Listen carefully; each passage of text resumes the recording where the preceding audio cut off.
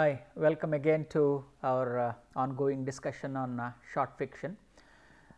In the last class, we came to know about short fiction, how to approach short fiction from multiple perspectives. We discussed, different perspectives of short story writers on short story, so that we understood the nature of the short fiction.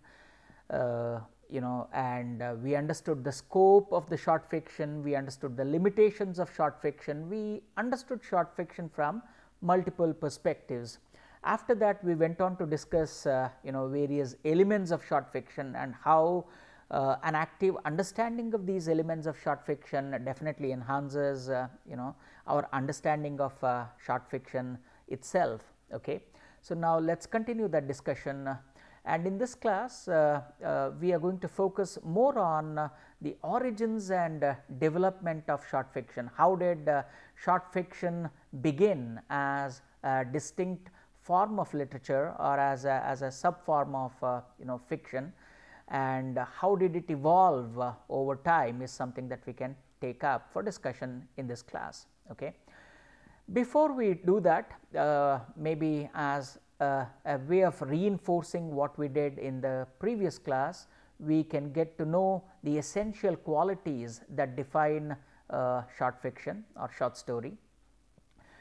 Well, unity of expression is what lends short story its nature of revelation. So, in other words, when you read a short story, what happens is you are stung by an element of revelation that lies hidden somewhere in the pages of short fiction, right? Because I mean, that is the impact. After having read the short fiction, you will have evolved in some way or the other. All of us, I mean, it happens to all sensible readers. So, that is the reason why we also discussed that with a particular context to Edgar Allan Poe's statement, how it needs to have a single vivid effect, and right from the word go it has to capture attention and it should not relax it until it reaches its resolution. So, that is called unity of expression, so that must be there throughout the text. Now, when it comes to structural component of a short fiction, it should have a symmetry of design. When we say symmetry of design, it should have a neat beginning, middle and the end. More than that, we are talking about the plot, the arrangement of events, sequences in the plot, neat introduction and then proper complication and resolution. That is something that we discussed in the previous class.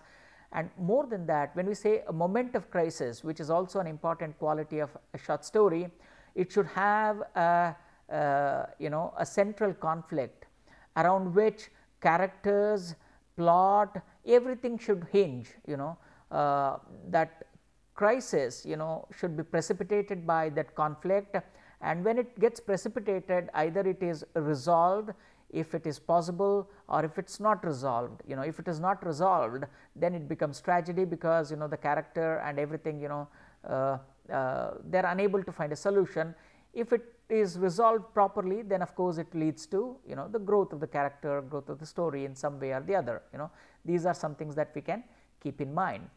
From essential qualities, let us take a quick look at different types of short fiction. In fact, very briefly in the last class, I had touched upon fiction as a form of literature, or if you consider fiction as a genre, as a form, then short fiction becomes a genre of that. When we say short fiction, we basically mean many things there, and short story is one of the predominant types of short fiction. That is why I said many come to equate short story with short fiction, whereas a short story is one of the varieties of short fiction. What are the other varieties of short fiction? Let us begin with anecdote. Anecdotes are something that you and I do. When somebody asks us what happened, you had been to Maldives last Sunday, I heard. What happened there? How did you go? Oh, you don't know, it so happened that my in-laws had come, and that is when you start narrating. That is the beginning of the anecdote, that all of us do, So then comes fables. Fables are something that we are already familiar with, right?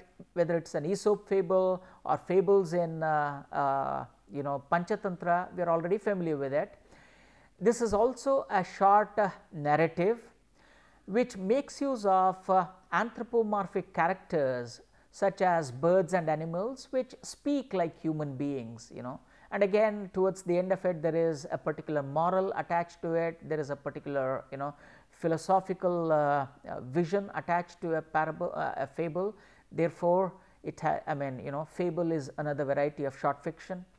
Then you have parables. Parables are very simple stories used by philosophers or various schools of philosophy to impart a moral lesson or a spiritual lesson. In fact, when you read Ramakrishna Vachana Veda, you come across various parables. In fact, parables are the important philosophical narratives through which you get to understand the philosopher, his or her teachings, or when you read the story of Jesus, you come across various parables, the stories that Jesus narrates to his followers or his disciples in order to impart a particular lesson.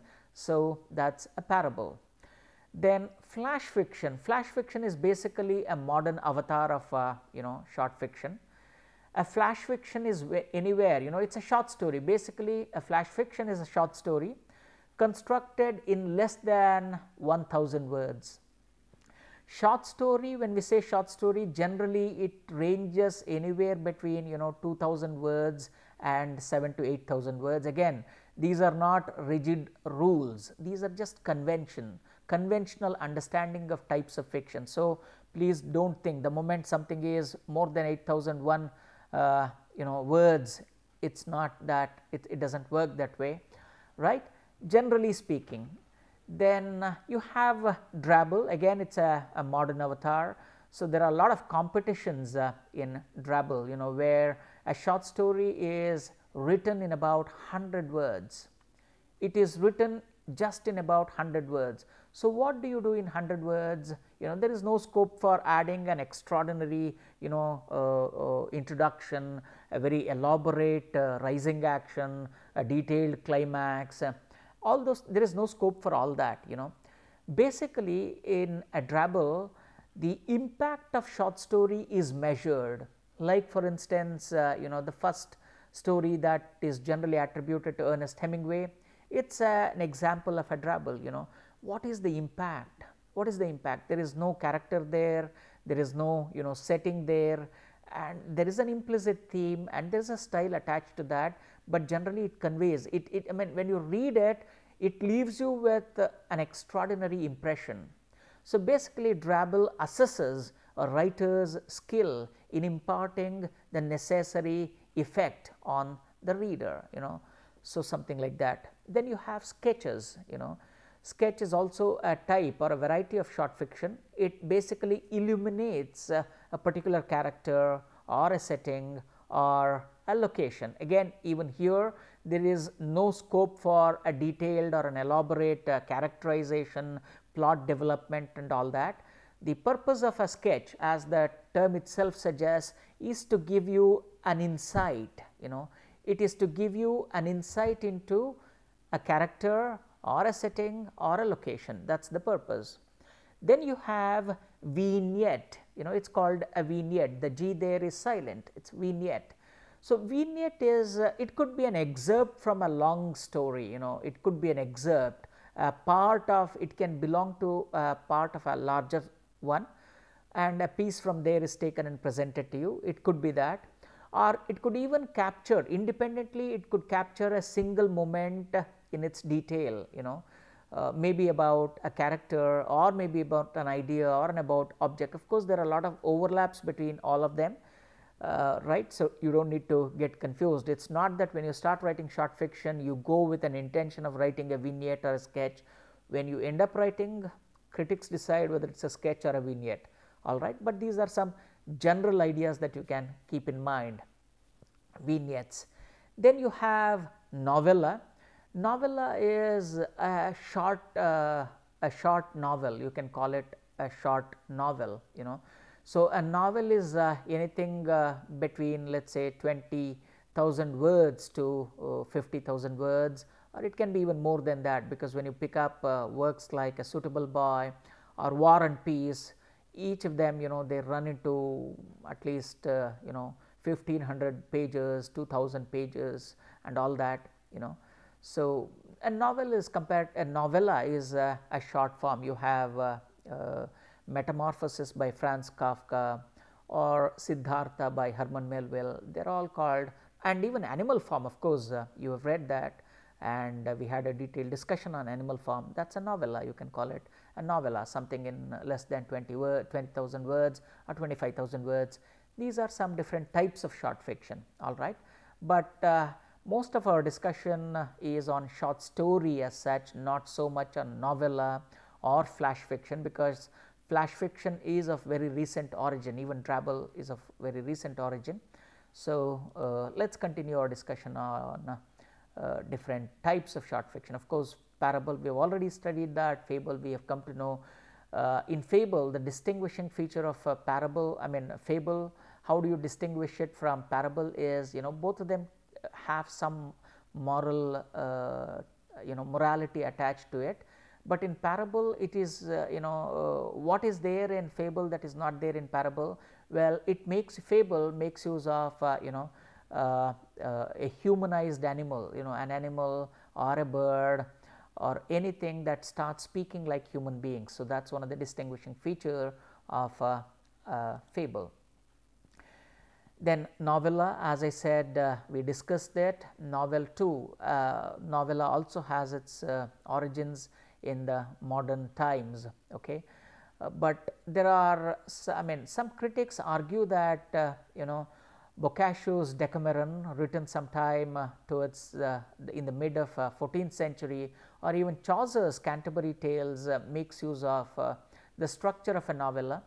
And many have also considered Panchatantra, which is written in Sanskrit, or Ovid's Metamorphoses also as examples of novella, but of course they are debatable, because Panchatantra many argue is a short story cycle, and even Metamorphoses is also a short story cycle. So, you could argue them as anyhow short fiction. So, more than as novella, you can consider them as examples for short stories, you know.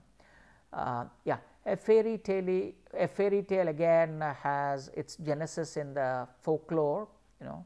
So, like a fable, fairy tale also makes use of imaginary creatures, imaginary beings, you know, fairies and fantasy. Generally, you know, fairy tales are component of fantasy fiction, beasts that you haven't heard of, unicorns and all of them, you know. Yeah. Now, let us discuss, let us take you through the historical origins of short fiction as such, you know. Though many critics argue that short story as a distinct literary form is of recent origin. When we say recent origin, something, you know, mid 19th century, beginning with the 19th century until 20th century and 21st century, you know. Therefore, it just has an history of about 200 or 250 years, that is why it is of recent origin. Whereas, there are many critics who go on to argue that you find traces of short fiction even in works, very earlier works, you know.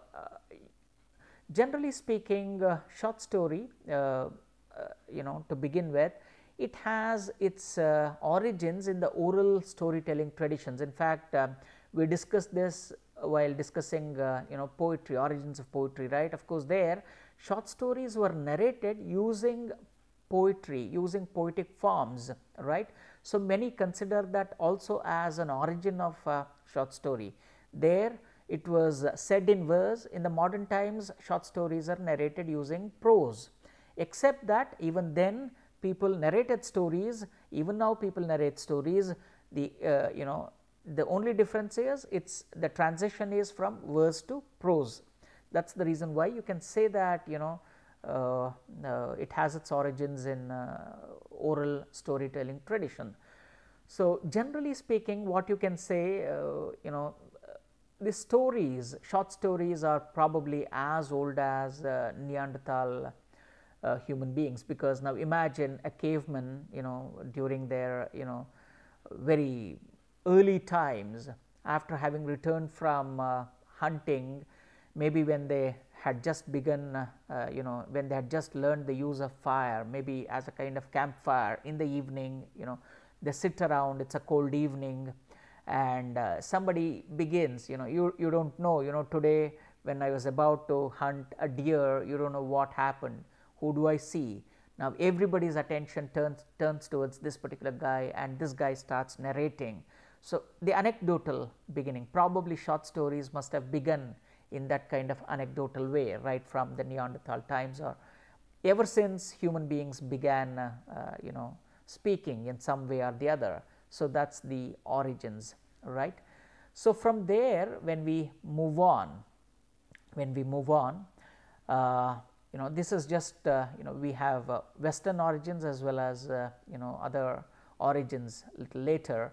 So we discussed Chaucer's Canterbury Tales and Boccaccio's Decameron, 14th century works. We considered them as short stories. It's a short story cycle, short story cycles. We get to know what a short story cycle is in a short while now. But they make use of different short stories, and they are connected. They are connected in some way or the other. Maybe in setting, maybe in a frame. They're all bound together. A string of various short stories are bound within a frame. So they're called short story cycle. For our time being, we can keep that tentative definition in mind. So considering that, you have the first examples in Chaucer's Canterbury Tales and Boccaccio's Decameron. And of course, India produced short fiction much before the West produced short fiction. What are some of them? Of course, in the context of the West, the origins of modern short story begin somewhere in the mid 19th century. We identified that. When it comes to Egypt, of course, we have discussed this, the shipwrecked sailor and King Cheapo's The Tale of Two Brothers. They are about 4,000 years old. So they are again short stories too. They are again short story sequences. So you can as well find origins of story there. More than anything else, when somebody says short story and its origins, especially in the Middle East and all that, people invariably think of 1001 Nights. Written somewhere between 800 CE and 1400 CE, it spans about 500-600 years, and there are a lot of interpolations into that even in the recent times. Okay, so all of us will have heard of at least some tales from Arabian Nights, some tales from 1001 Nights.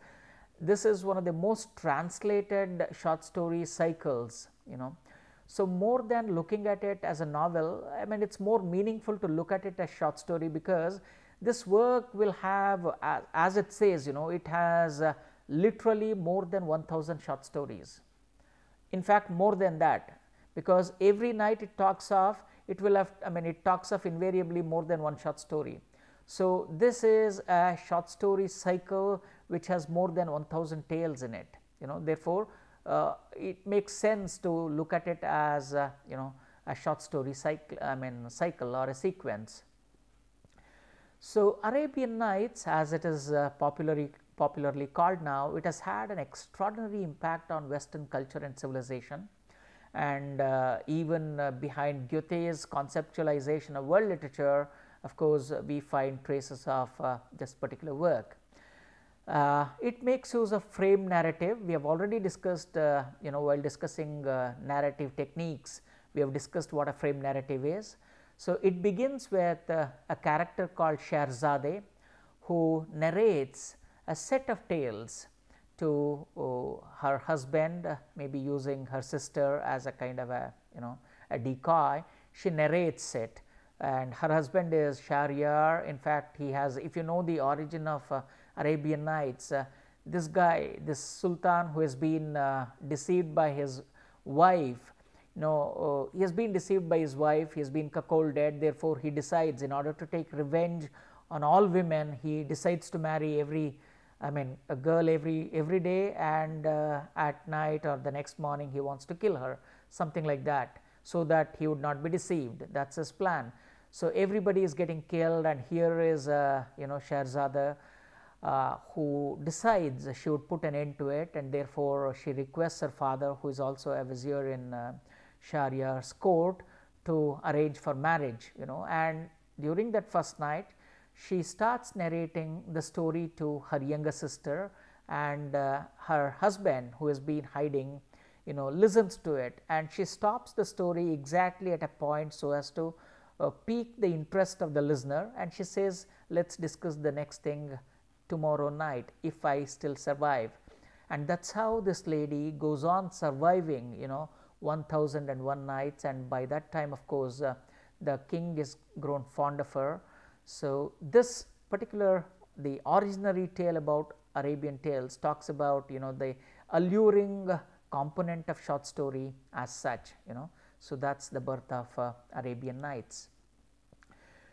And from Arabian Nights, of course, we have tales from Greece and Rome as well. In fact, even here, Aesop's fables that we have been discussing, they are said to have been composed sometime in 400 BCE, before Christ. And you have from Latin, Ovid's Metamorphoses, composed sometime in the 9th century. So these are the earliest surviving tales from Greece and Rome. From here, let's come to tales from India. These are, we are discussing the pre-modern manifestations of short story. Remember, these are the pre-modern versions of short stories. In fact, when it comes to short story, more than the West, India has rich illustrations, a rich legacy of short story. In fact, beginning with Panchatantra, which were composed in Sanskrit sometime between 200 BCE to 300 CE, but of course they themselves are based on the oral tales that are narrated much earlier than that. You have Jataka tales, which were written in Pali sometime in 300 BCE, between 300 BCE and 400 CE. They talk about the earlier, before becoming the Buddha's life before he became the Buddha, his life in his reincarnations, earlier reincarnations as an animal, as a bird, as a human being, and all that, And then you have Hitopadesha, which was written sometime in the 9th century by Narayana. And you have Kathasarit very, very important thing. In fact, Kathasarit is a major stream of stories that has had an extraordinary influence on Western storytelling traditions, like Arabian Nights. Kathasarit too is well known for its diverse narrative techniques and rich imagination and plethora of well narrated stories written sometime in 1100 CE. These are some of our well known short story collections. That is why we say that when it comes to short story, no wonder India is considered a laboratory of short stories, especially the rich Indian legacy, if you consider it. Okay. Yeah, as I said, Panchatantra is a very important thing. We have also discussed Panchatantra earlier. Panchatantra generally means 5 books. Pancha, 5, Tantra is lessons or plans or 5 world views or something like that. It's it belongs to a subgenre called fables. It makes use of fables and narrates a story. Again, it's a part of short story cycle. I won't go much in detail because we have been discussing Panchatantra tales, Aesop's fables for many times now.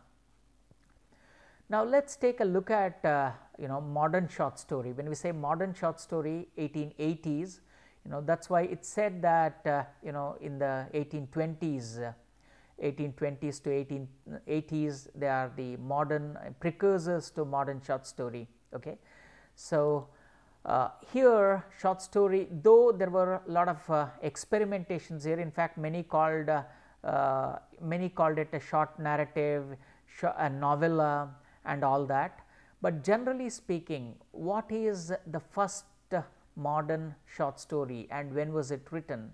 When was the first modern short story written? In order to answer that, we need to come here. In fact, it is said that Walter Scott's The Two Drovers, written in 1827 to be precise, that is the first ever modern short story. The credit of modern short story goes to Walter Scott's The Two Drovers, of course arguably. And then even slightly before that, we have already discussed Goethe's experimentations and all that, but generally speaking, modern short story emerged as a distinct literary genre in Germany, in the United States, in France and Russia, especially during the 19th century, mid 19th century onwards. Okay. Especially in the US, you have Washington Irving and Edgar Allan Poe, who are considered as masters of short story fiction, and they have had some distinct influence on modernist short story writers like Henry James and others. So the kind of stories they wrote are called impressionist stories. From here, generally, in the 20th century, short story takes an extraordinary turn, in the sense it becomes one of the most preferred genres of literature, especially by, you have Chekhov, and in Russia you have from Sicily Pirandello, Kafka from Prague, Boris from Argentina, and Singer from Poland, of course is a also American immigrant writer, Singer, Polish American. These are some extraordinary writers who popularized the genre of short story. So today we have D.H. Lawrence, Catherine Mansfield, Ernest Hemingway, James Joyce, who took up this particular craft from these earlier masters and exemplified the short fiction. And as I said, like novel, short story too is concomitant with the rise of the middle class, the rise of the print culture, the rise of the magazines. In fact, magazines have played an important role in popularizing the genre, because when a magazine was published, along with essays, short stories and poems were very much preferred. That's one of the reasons why short stories later acquired a canonical status. With the rise of print culture, especially magazines, journals, tabloids, short story has come to be, has come to acquire an extraordinary status in the collective imagination of the 20th century and 21st century times. Now, before we call it a day, just one thing that we can keep in mind, the first necessary for the short story, how does a short story, how is a short story born? It is born out of a necessity. What is that necessity? An urge of the writer to convey something very remarkable, something like that. This is Elizabeth Bowen. And we have a very interesting insight from Willa Seibert-Cather. She says that basically if you scan all the short stories that are available to us, you realize that there is at most there is only one story or two story, maximum 3 stories, not more than that. But these 3 prototype stories, they keep on appearing in very many ways, as if they have never been told before. Like that, these stories keep repeating themselves, something that you can keep that in mind. Okay. And in case you are interested in writing a short story, let me give you very quick tips, so that maybe we do not know later. Now, the first thing, of course, based on our understanding of the short story, this is something that you can keep in mind. Let us begin with pick the mood. This is the first one, right? This is the first one, pick the mood. So, as we have identified a short story, the defining characteristic feature of the short story is a binding feeling, distinct emotion. So, you weave everything around it, your character, your story, your plot, your setting, everything is woven around a feeling. Therefore, if you want to write a short story, identify the feeling. When you say identify the feeling, let us say for instance you are excited, you have found a new love. Now, do you think you can write a short story about it? Of course, you can write a novel about it, all right. Why don't you explore that? Or if you are feeling let down, some factors have contributed, you feel let down. Why did you feel let down? Do you think you can begin with that? Identify what is the predominant urge you have, what is the predominant feeling you have, and see if you can construct your characters around it, story around it, plot around it, and then automatically theme follows. Maybe setting is something that you need to keep in mind. So, first begin with the mood. What is the binding emotion that you want to impart to your readers? Once you identify that, 50% of the job is done. Now, after having identified the mood, then you need to have a strong beginning. As I said, a short story, there is no scope for an elaborate introduction, a detailed exposition and all that. So, write the first sentence. What is it that you want to say? Let us say for instance, love, you have found new love. You can simply say, love is there in the air all around you. Or, the moment Shiva opened his curtains, he sensed a whiff of fresh air and he found that air was lovely. So, maybe using pathetic fallacy, we discussed that literary technique, then see how he describes. That is just a character, Shiva, you can make use of Parvati, you can make use of anybody there, right. Have a solid beginning, right. Better begin, then develop it and then end it, start building sentences and then paragraphs. Then build it, start building it brick by brick. As I said, everything in a short story is vital. In fact, Chekhov, there is a beautiful metaphor.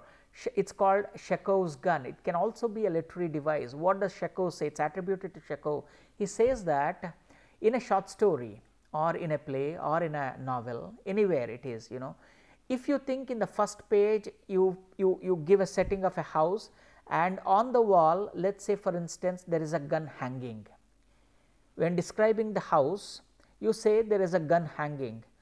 Why do you want to hang a gun if that gun does not go out, maybe in the second page or in the third page, right?